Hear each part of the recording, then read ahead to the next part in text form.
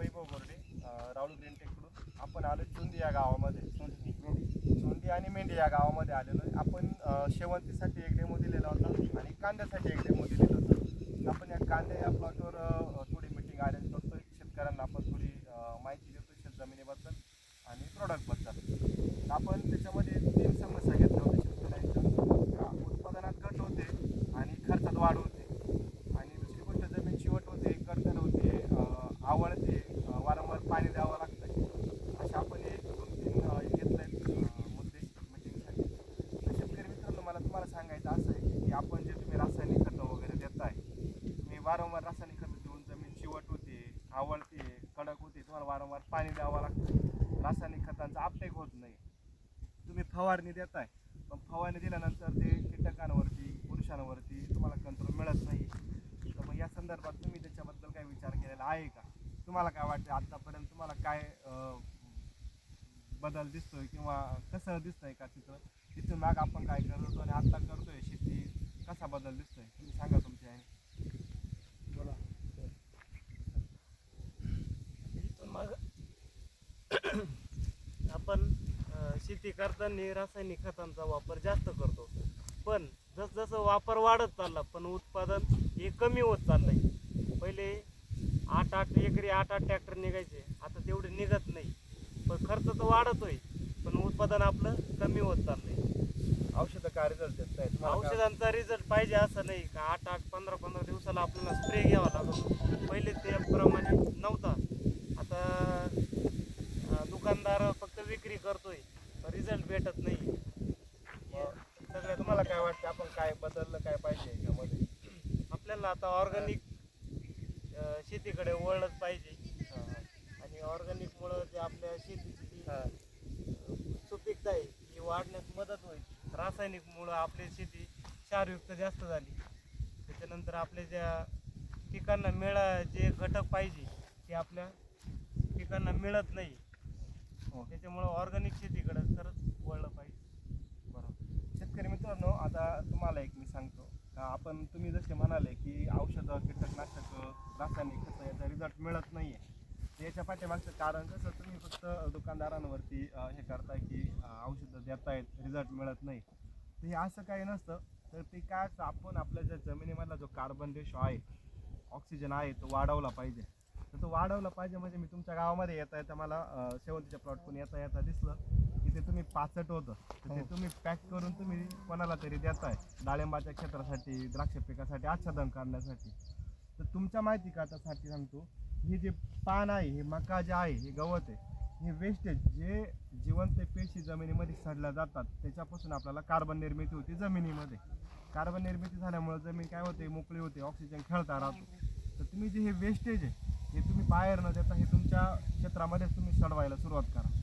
तर त्याने काय होतं, जमिनीचा कार्बन रेशो वाढला जातो, जमीन मजबूत राहते, मोकळी होते, गांडुळांचं बी प्रमाण वाढलं जातं, असं आहे.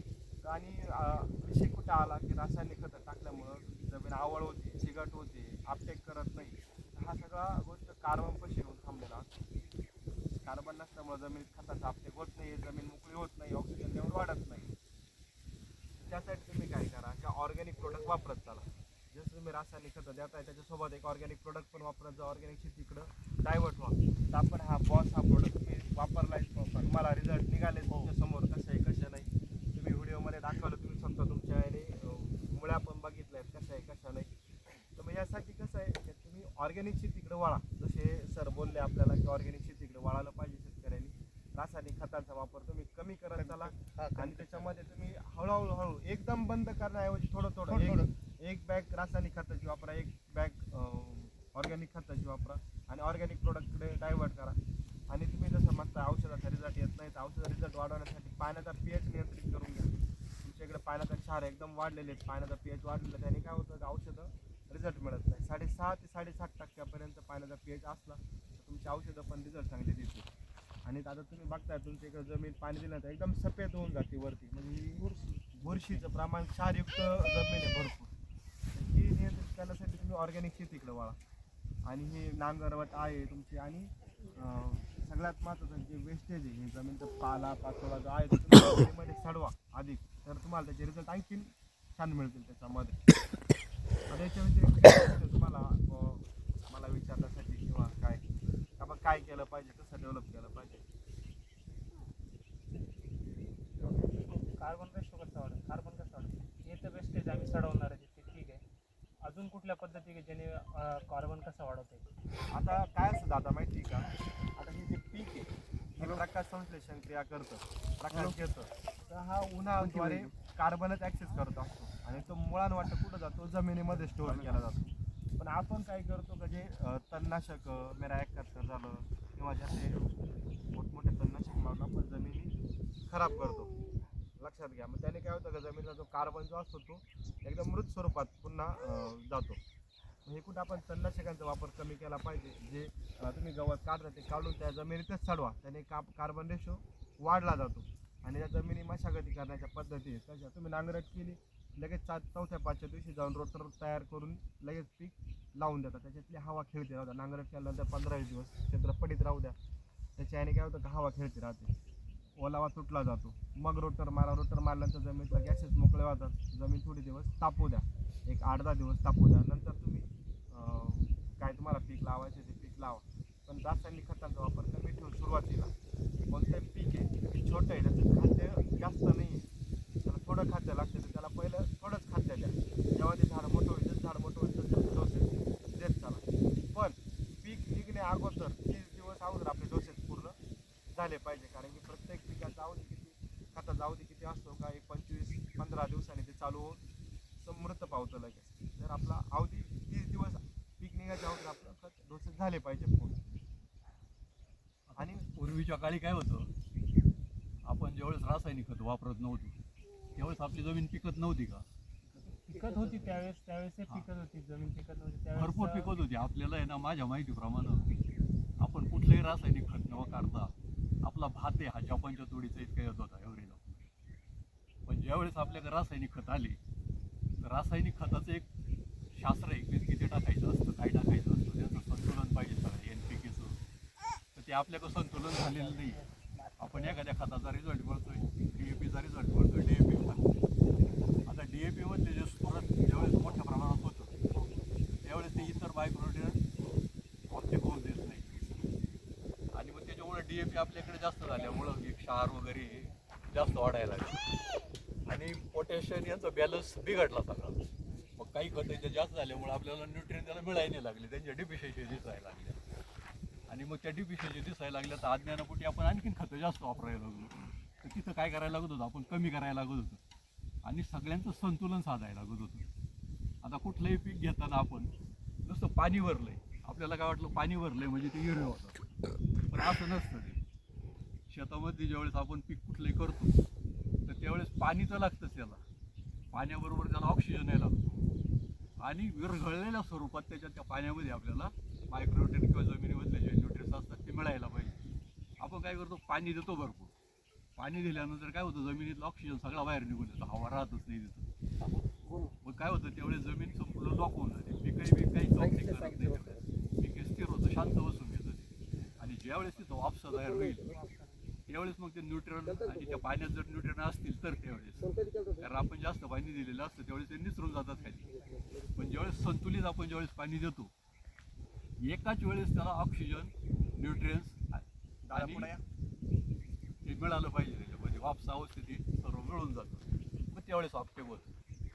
आता याच्यात काय करायला पाहिजे, आपण खतं हळूहळू कमी करून ऑर्गॅनिक कार्बन वाढवलं पाहिजे. कारण रासायनिक खत काय करतं, कार्बन जाळून टाकतं पहिला, त्याचं जाळल्यानंतर मग ते उपलब्ध होतं, जीवाणूंना उपलब्ध होतं, जीवाणू जास्त ॲक्टिव्ह होतं त्याच्यामध्ये. आणि नंतर जीवाणूंचं सुद्धा खाद्य कार्बनच आहे, मग त्यांची संख्या कमी होती, मग त्या पिकाला जे अन्नद्रव्य ते उपलब्ध करायला कमी पडतात तिथे आणि मग आपली जमीन क्षार पडवायला सुरुवात होते. त्याचं जर आपण संपूर्ण संतुलन साधलं तर आपली जमीन परत पाहिल्यासारखी होईल. तर त्याच्याकरता आपल्याला काय करावं लागेल, शेतीमध्ये आपल्याला ऑर्गॅनिक कार्बन वाढावं लागेल. आता कार्बनचे 2 प्रकार आहेत, एक स्थिर कार्बन आणि एक अस्थिर कार्बन.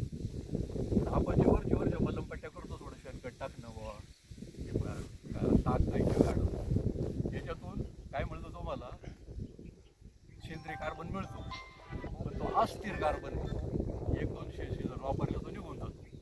पण ज्यावेळेस तुम्ही ज्याच्यात म्हणजे अशी जमिनीचे गुड खत असतात पहा, म्हणजे 10 काटं 20 काटं, तर ते ज्यावेळेस त्याला बसतील पूर्ण, त्याला स्थिर कार्बन म्हणतात, जास्त एवढे टिकतो.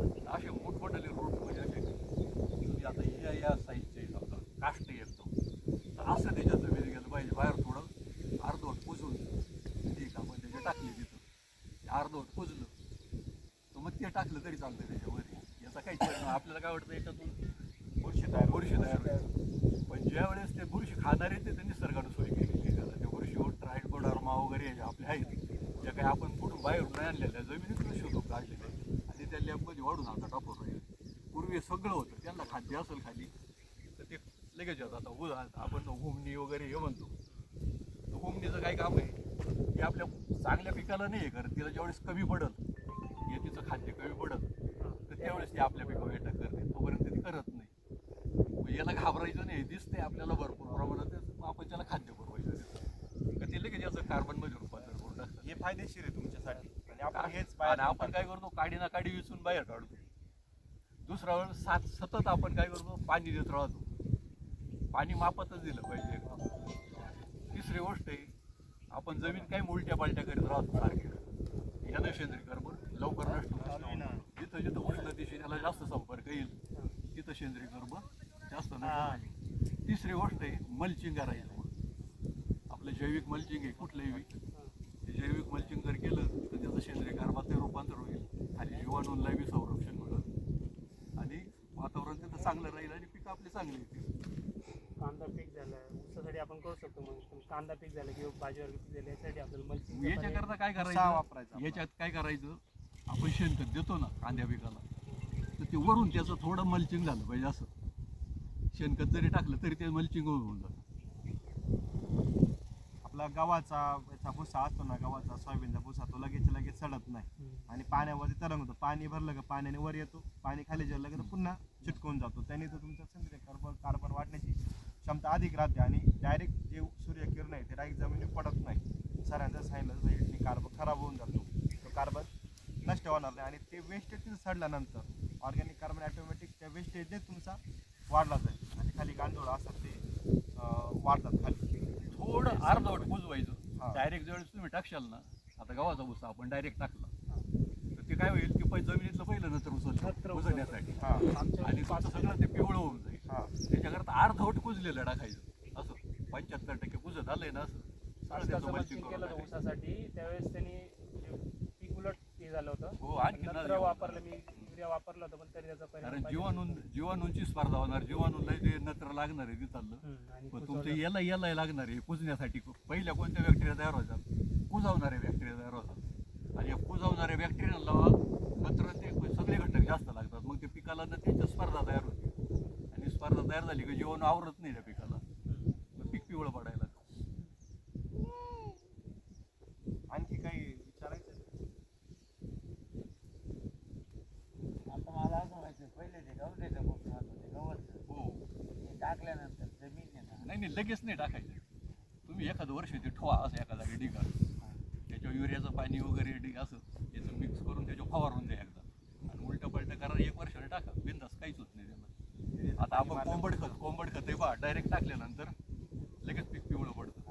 पण ते तुम्ही 1-1.5 महिना जर ठेवलं तर पीक पिवळं पडणार नाही, कुजायला सुरुवात होईल. थोडक्यात माहिती ते आग चालतात म्हणून. हो, कुजायला बी लागलं पाहिजे, बॅक्टेरिया तयार झाले पाहिजे कुजावणारे. याचा रिझल्ट खालून सोडलं का वरून रिझल्ट कोणता? नाही, आता जे रिझल्ट ना दोन्ही कुंपण तुम्हाला रिझल्ट चांगले मिळतील. हा बोला ना.